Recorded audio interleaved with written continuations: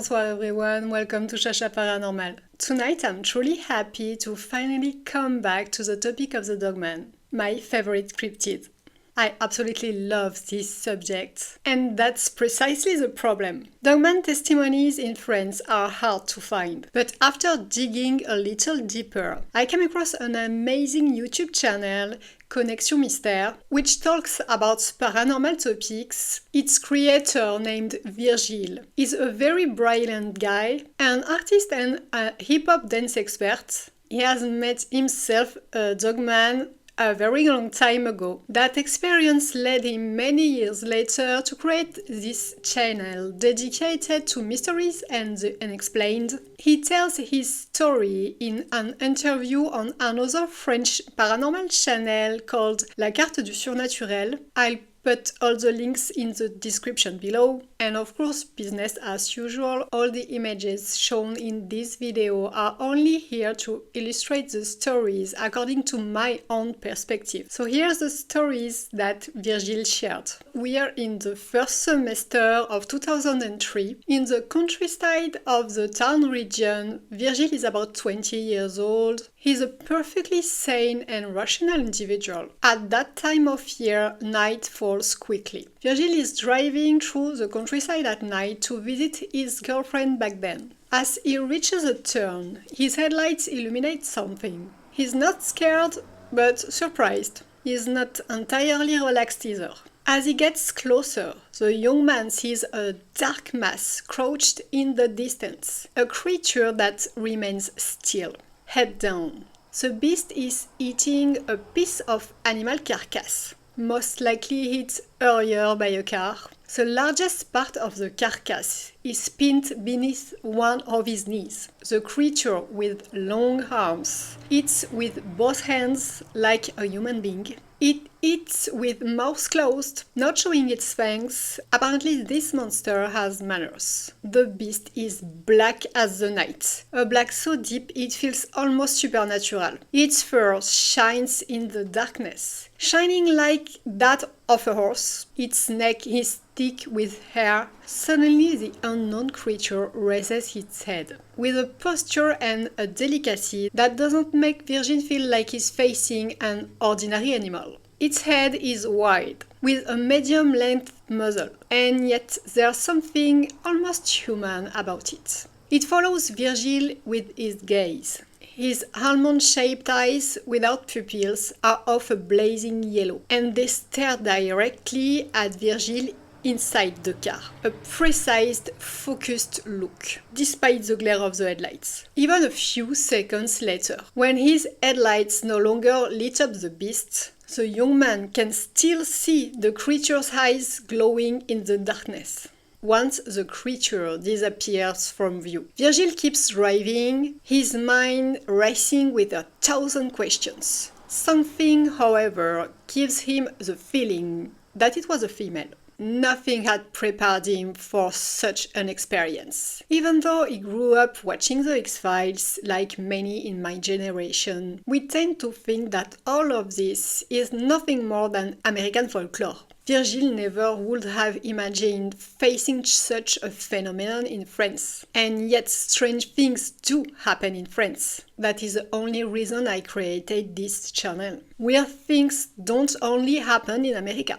Sorry to be the one to tell you. For a long time, Virgile didn't speak to anyone about what he had seen, not even his closest friends. Focused on building his professional life, he chose to keep his experience to himself, fearing it might harm his reputation, which is perfectly understandable. Especially in France. I repeat, especially in France. Just like the Chernobyl cloud, the paranormal stops at the border. How convenient. Virgile still tried to find a rational explanation, even though deep down he knew that what he had seen was not rational at all. Creating a YouTube channel and facing all the negativity it might bring was the last thing he would have imagined doing, but that paranormal experience led him there, almost 20 years later. One thing I loved about his story is that Lionel Camille's video, which we mentioned in the very first Dogman video, inspired Virgile to finally speak publicly about it later on. And that's for the best. Now let's look at 3 testimonies among the many that Virgile has compiled on his amazing channel. The first witness is a 46-year-old man using the pseudonym Ron because he wished to remain anonymous. He lives in the Vaucluse, a beautiful Provençal region in the south of France. He works in the logistics sector for retirement homes. In early October 2008, on a night of waning moon, Ron is driving on a national road, heading home after a family dinner. It's 1 o'clock in the morning. He hasn't had a drop of alcohol and is perfectly capable of driving despite the late hour. His wife has already fallen asleep in the car. The road is empty. But Ron drives carefully, since there are many wild animals in the area that can appear on the road at any moment. Ron approaches a curve near a small patch of woods to the right. At the edge of that forest, he suddenly notices a massive shape. He wonders what it could be. He slows down in case the animal wants to cross the road. But the large shadow doesn't move. When he comes alongside it, he turns his head to identify the creature. Then the thing rises up on its hind legs in the dim moonlight. A humanoid silhouette, 2 meters tall, weighing easily 200 or 300 kilos. Ron had worked with animals of all kinds in the past as a zoo animal caretaker, so he knows well that what he's seeing resembles no known species. The sighting lasts only 3 or 4 seconds. The creature has the hind legs of a wolf, massive shoulders, long muscular arms. Ron can ever distinguish fingers at the ends, like human hands. The monster's fur is dark and rough, somewhere between grey and black. Its huge mane runs all the way down its back. Its yellow eyes reflect the headlights. Again, the creature stares directly at the witness through the windshield, as if to let him know he had seen him, and seen him well. That even hidden in the car's shadow, the man couldn't escape its gaze. At that exact moment, Ron slams on the brakes. The engine stalls. His wife wakes up suddenly and looks at him. In a split second, the creature lifts one of its legs and leaps onto the forest in a single bound, a jump of 6 to 7 meters, without any momentum. Ron is suddenly terrified. He wonders what on earth he just saw. His wife asks what's going on, but he's too shaken to tell her the truth. He simply says he avoided a wild boar. After this encounter and his own research, Ron finds plausible the theory that these creatures come from another dimension, that they do not have biological origins on Earth. Of course, we'd have proof if that were the case. Now let's head to the canals of the north. Do you remember that boy who was abducted there while walking alone in the 1920s? The one we talked about a few months ago? Except this time it's not about aliens, not exactly. And this story took place a century later. It's April 2017. Lino is 17 years old and he is with his girlfriend at the time. They are walking along a wooden canal in the north. That day they both feel watched, uneasy, for they don't see anything unusual. But a week later, they find themselves in the same place again. The sky is grey, real autumn weather. They meet no one, except for a hunter who passes by with his spaniel. The place feels deserted, abandoned. The young couple walks alongside an old disused railway track, heading toward the forest. Suddenly, Lino and his girlfriend feel it again. That strange sensation of being watched. Lino turns around and prepares for what he's about to see.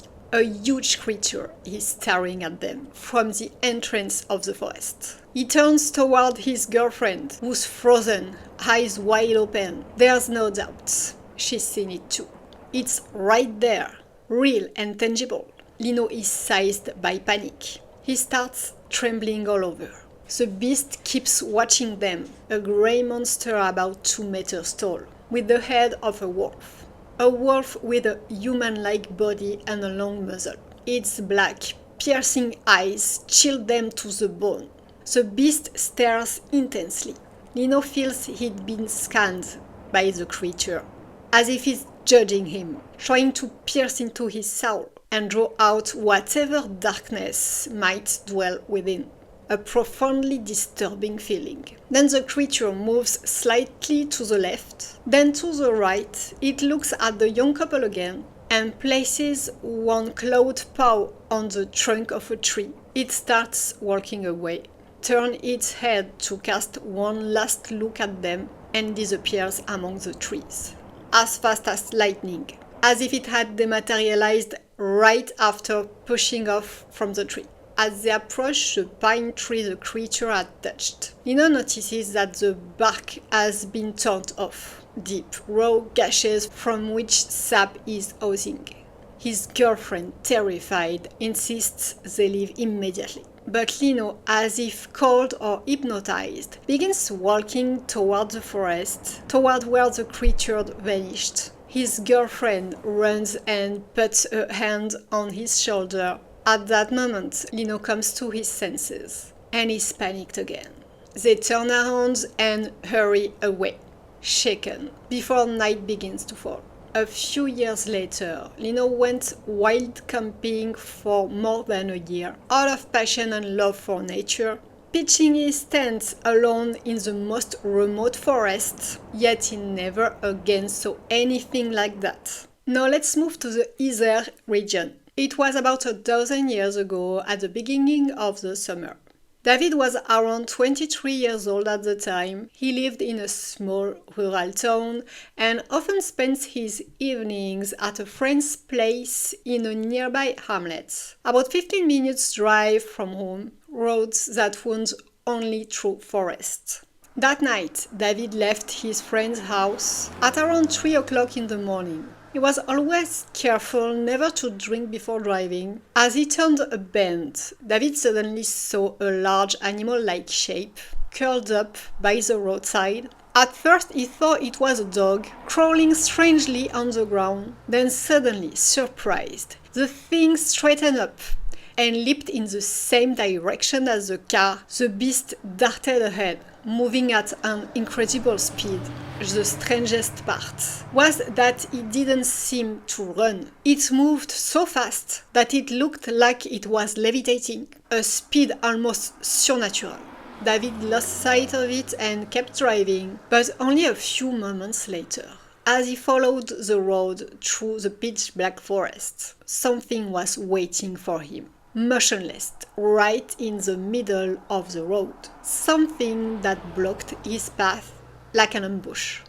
Something that looked like a huge wolf dog. David stopped the car. For now he was more worried about damaging his new car than about the cryptid standing before him. He wondered what was wrong with this creature. The beast was pitch black, its eyes glowing yellow.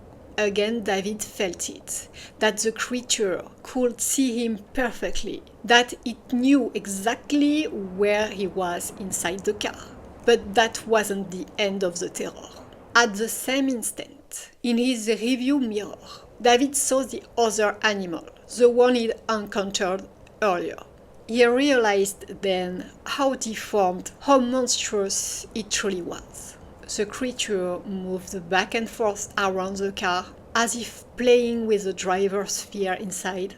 David, on high alert, watched the movements of both beasts, waiting for a chance to escape. The one circling his car looked very different from the one standing still on the road. It was hideous, hunched over, almost reminiscent of a hyena. Its body was a mix of skin and fur. The other beast the one in front of the car, didn't move. It kept staring at David, but without aggression. That one seemed almost majestic, more curious than threatening. But the monster circling the car kept at it, raising itself onto two legs to touch the vehicle with its paws, as if trying to hold it back from leaving. Finally, David took advantage of a brief moment when the creature was in his blind spot and sped off in a panic. He drove fast, desperate to escape this unreal beast. And then, incredibly, in his rearview mirror, David saw both creatures chasing his car at an impossible speed, their jaws wide open, showing their sharp fangs. David accelerated. Then suddenly the beast stopped chasing, turned around, and disappeared from view. Sometime after that terrifying encounter, David's friends who had first laughed at the story decided to call the gendarmerie anyway to report the strange event, which could have caused serious accidents on the road. He was very surprised when they told him that it wasn't the first time someone had reported such an extraordinary encounter. But the strangest part came the very next day. David told his best friend about what had happened, and this friend suggested they go take a look. That evening, around 10 o'clock, they drove together to the same spot. As they neared the site of the encounter, David at the wheel, his friend suddenly spotted two pairs of eyes in the car's headlights. The eyes of a huge wolf dog and the eyes of another creature that he would later describe as a true monster. David's friends, terrified, didn't want to see anymore. He yelled, "Smash those bastards!" like something out of a zombie movie, and David hit the gas straight ahead. In their circle, no one else had ever noticed anything strange in that area. But a few years later, David settled nearby and started a family. One day, while walking with his daughters in the same woods, the girl suddenly froze, struck by a strange, inexplicable fear. That made David turn back immediately. It was as if his daughters had sensed danger.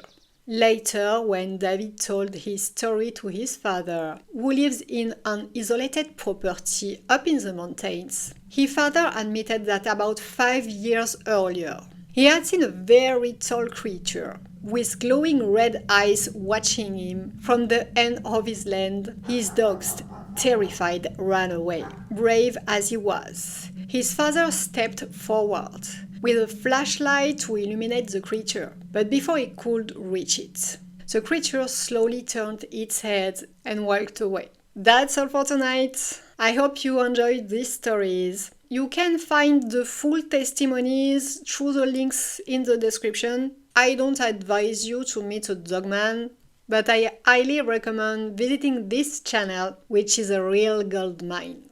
I thank its creator for doing this precious work. In the meantime, drive safely, and I'll be back soon. Bye.